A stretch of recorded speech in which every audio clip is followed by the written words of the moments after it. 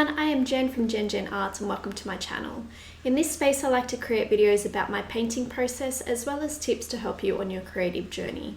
Today's video is going to be a little bit shorter than the others that I've done recently because I'm just focusing on the different types of mediums or solvents that I use in my oil painting process.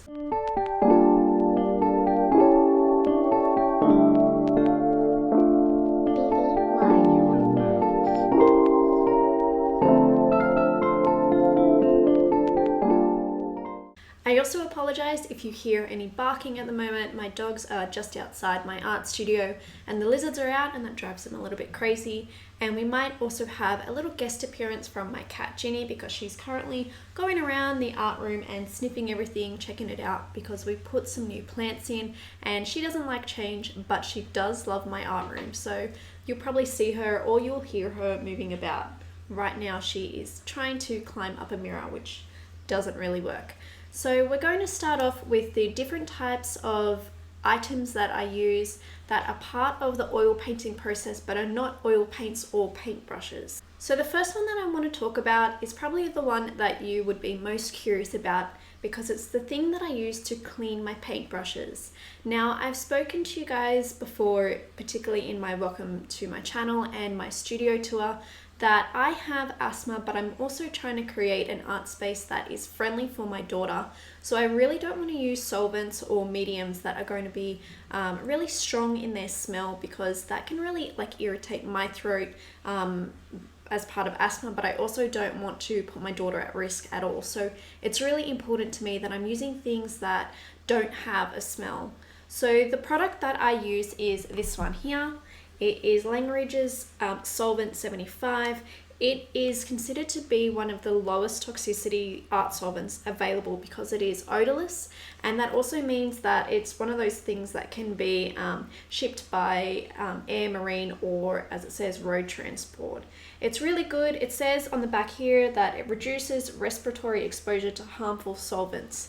Now, in saying that, it does still have a smell, but if you have ever worn nail polish and you've had to remove it, the smell of that nail polish remover is stronger than the smell of this solvent. And the way that I store it is I have it in that bottle that you just saw there, but in terms of having it close to me when I'm painting or I need to clean up my paintbrush, I keep it in this little glass jar, which you can see is just an old olive jar. And you can see if I turn it around like this, you can see the liquid here. It's a different color than what's in the bottle because it's had pigment in it. Right at the bottom here, you can see that oil paint pigment that has started to solidify. Now, when I'm cleaning my paintbrush, I try really hard not to touch that bottom because then that will just mix up into the solvent. And I don't want to do that. I just want to use as much of the solvent to clean my paintbrush rather than mix up some of the old paint. So I just want to show you a difference in the color. So that's from the bottle, and that's what I have, let me move my hand, in the jar. So you can see that it changes, but the smell isn't there. So it's really safe for me to use in my art room, and it's safe for my daughter to be in my art room with me if I'm oil painting. Now the next one I want to talk about is also for cleaning my paintbrushes, but it's the one that I'll use if the paint is a little bit stubborn or I didn't clean my brushes and it's been a few days between painting sessions. Now it's really useful. It's this one here by Art Spectrum.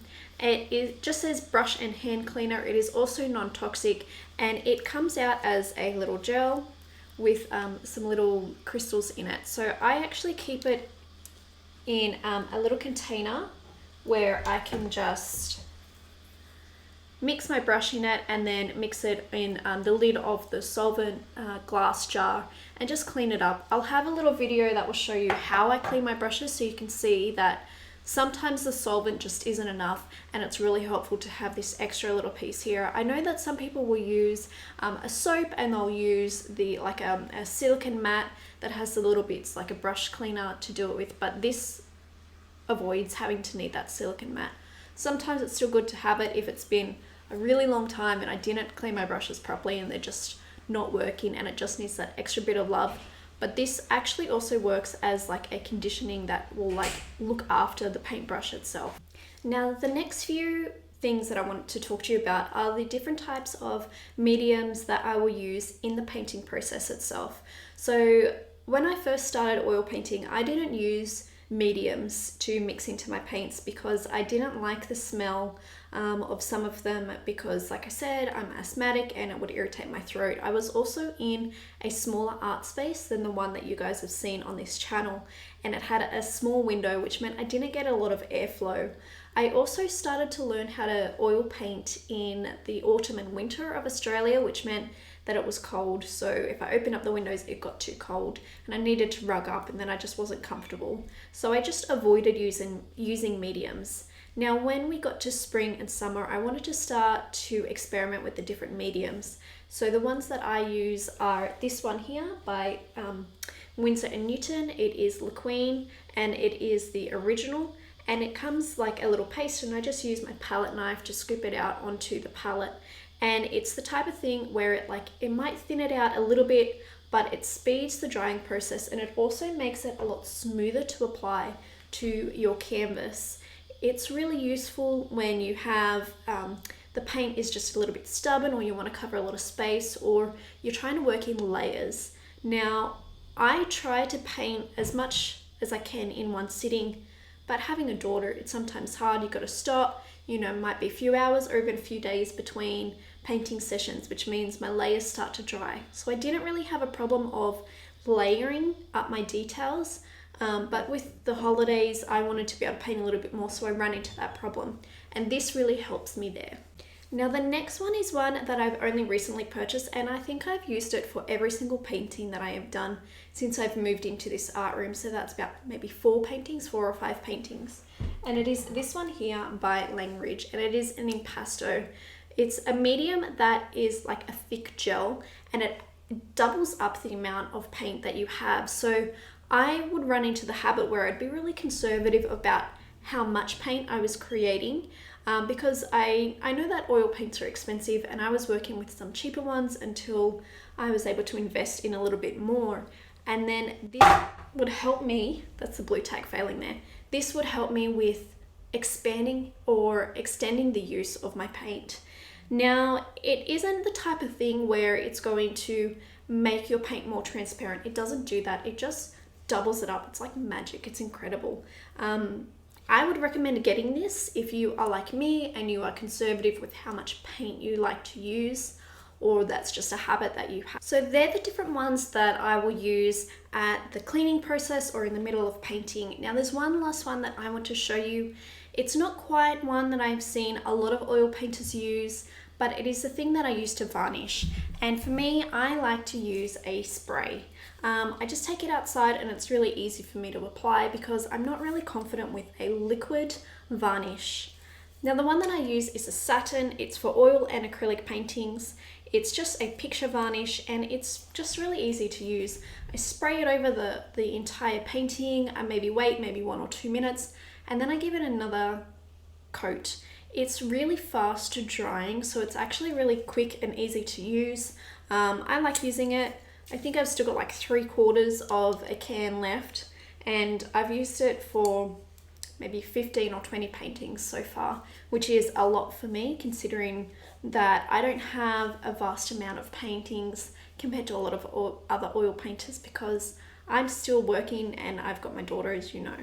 So of all of the products that I've shown you, most of them are odourless. Of course, if you're going to be using the spray for the varnish, you want to make sure that you are covering your mouth, because it is going to be airborne, and you want to just, like I wear glasses, so you take the glasses off because you don't want them going on there, because it'll just get that sticky residue and it's a little bit hard to get off.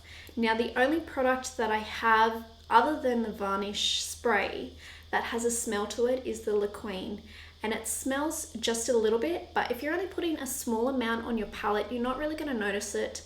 But you should still always have a window open. You need to have ventilation when you're painting, whether it's oil paints or it's acrylic or it's gouache, whatever it is, you need ventilation because you need to be able to breathe. And it's also good for your paints because you're oxygenizing them. They're going from being in the tube to on a palette to on a painting canvas, and you want to make sure that they are being able to breathe.